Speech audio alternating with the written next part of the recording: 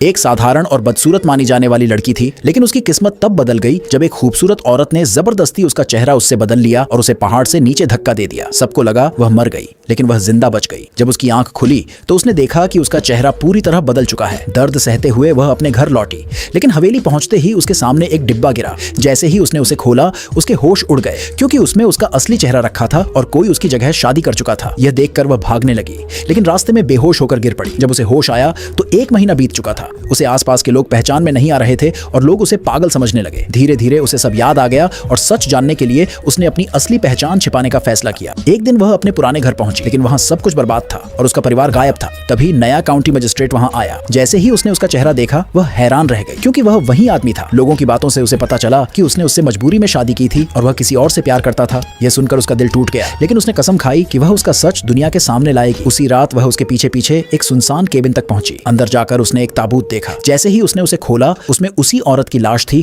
जिसने उसका चेहरा चुराया था। जांच करते समय उसे एक सुनहरी सुई मिली जो उसके सिर में घड़ी हुई थी। जैसे ही उसने सुई निकाली, तभी अचानक वह आदमी अंदर आ गया।